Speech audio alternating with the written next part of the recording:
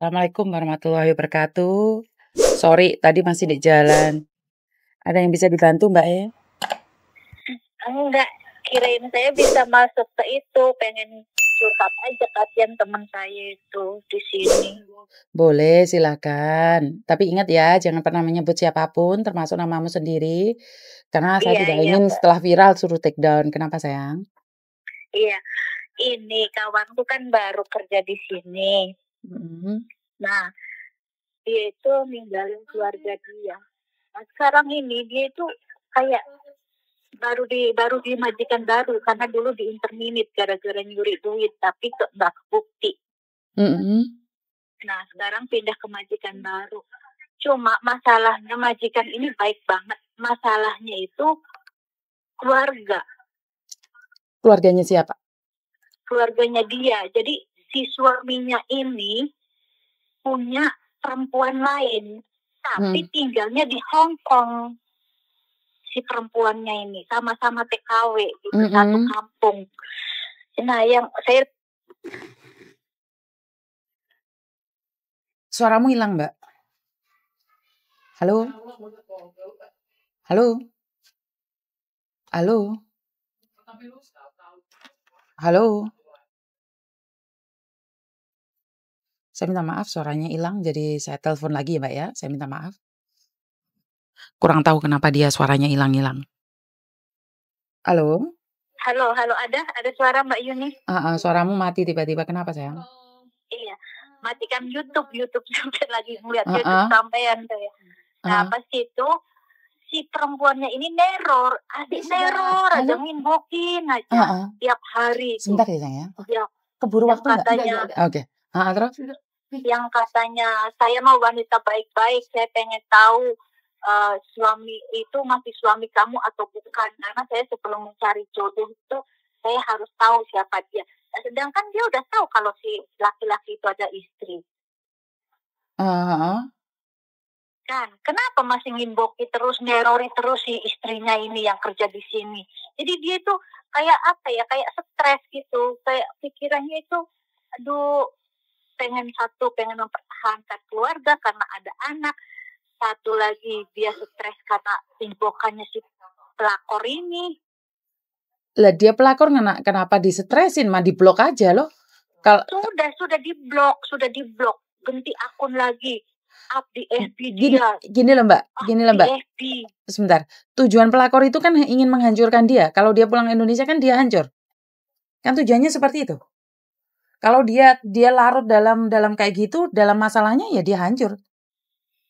Ya itu yang kasihannya tuh Mbak, saya tuh ya Allah pengen saya tuh kalau pelakor itu dengerin ini itu biar dia sadar, dia juga kan perempuan, ada anak, ada keluarga kan di kampung, mana satu kampung lagi, jadi kayak aduh kasihan gitu.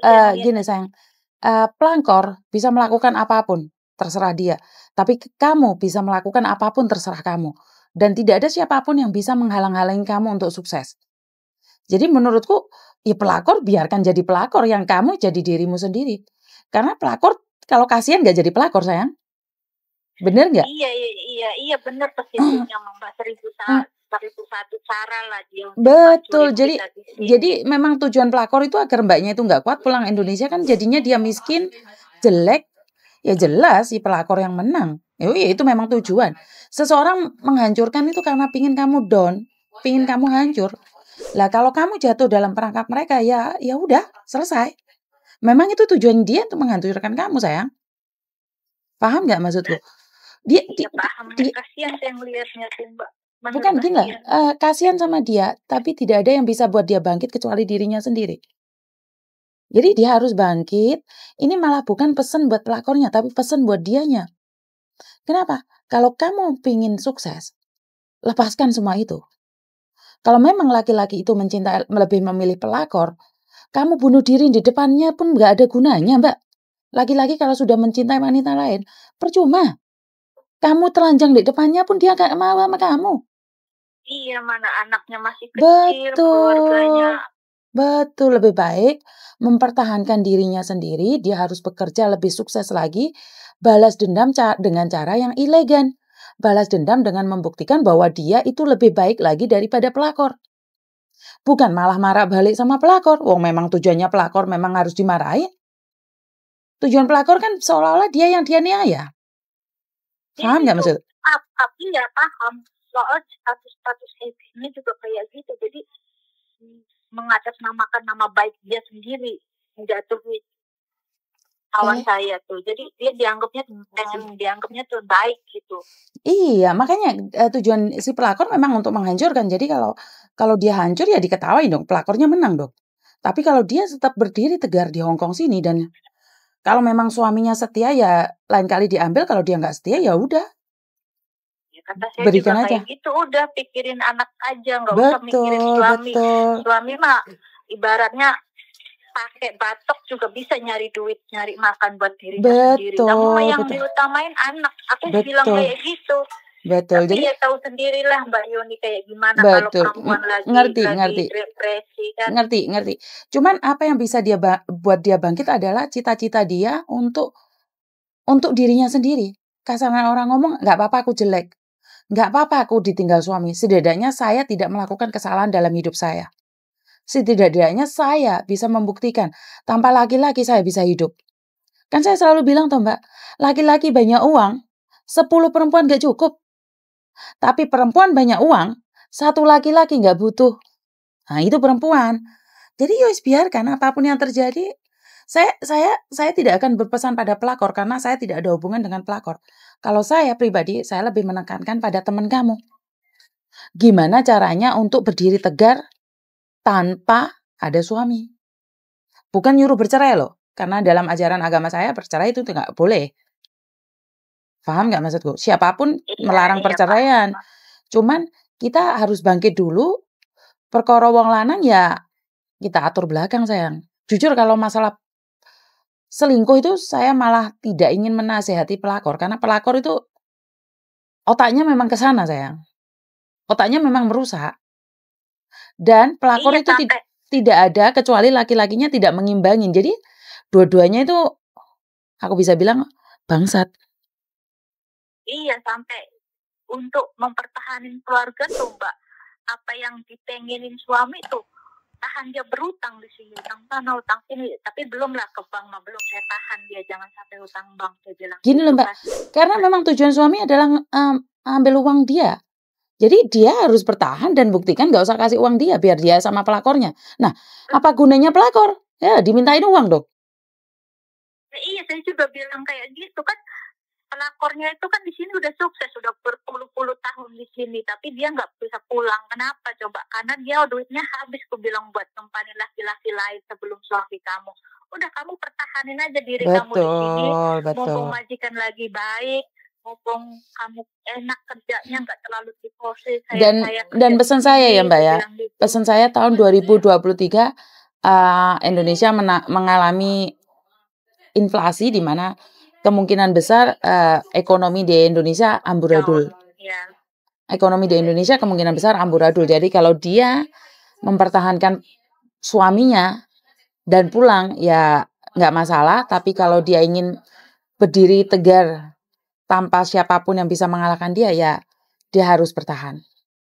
Jadi pesan ini bukan pesan buat pelakor, tapi saya berpesan pada istri saya, berperanglah secara elegan dan balas dendamlah secara elegan dengan membuktikan kesuksesannya. Gak usah berebut laki-laki Mbak, gak usah berebut laki-laki. Sampai saya contohin diri saya dulu, kamu tahu sendiri, ada mobil, ada motor, tapi gara-gara pelakor, semua dibawa. Rezeki saya itu ada di depan, selagi saya masih berusaha di sini, masih berkembang di Hong Kong sini, saya bisa membeli itu semua. Saya bilang kayak gitu, dia pun tahu itu, karena saudara dia yang merebut suami saya kan. Jadi udah nggak usah pedulin. Dalam jangka waktu tidak lama, barang-barang yang dia ambil dari rumah saya itu bakal hilang lagi. Tapi saya masih bisa beli yang baru lagi. Sampai saya kasih contoh kayak gitu. Highlights. Jadi wes nggak masalah wes. Bilang aja sama temanmu tetap bertahan. Suruh dia datang cari aku, Ma. Suruh dia cari aku sayang. Iya, nanti dia dia tahu sendiri lah Mbak Yuni kan kalau perempuan lagi sakit hati itu kayak gimana, kerja pun amburadul apa ini saya lah yang selalu pengen tuh gerem banget si ceweknya ini nih selalu macam-macam di FB. Ayo datang ketemuan kita di Bos WB biar tenang kamu, ku ajak kamu gini-gini. Iya nggak tahu lah kayak maksudnya itu apa gitu. Sampai saya yang ladin, sampai saya jadi gerem gitu melihatnya. Cuma ya saya juga nggak mau terlalu jauh ngurusin suami dia sama pelakor kan yang penting kalau saya bisa cuma bertahan gitu aja saya. Oke, jadi suruh dia bertahan untuk semua itu. Ya nanti kalau ada waktu saya ke tempat Mbak Yuni lah. Kasian soalnya down banget Mbak Yuni. Apa ya? Iya lagi kalau perempuan kayak gimana pun dia iya di depan kita kan yang kasih semangat, tapi di belakang kita mana tahu kan apa yang dia lakukan. Betul. Ya kita cuma bisa mendukung dia dengan doa. Ya udah Mbak Yuni terima kasih cuma Oke. Tadinya pengen dia tahu gitu loh.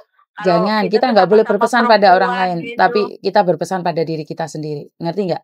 Kita nggak boleh nyenggol orang lain. Saya tidak suka saling menyindir satu sama lain, jadi kita berpesan pada diri kita sendiri aja, benar nggak? Iya.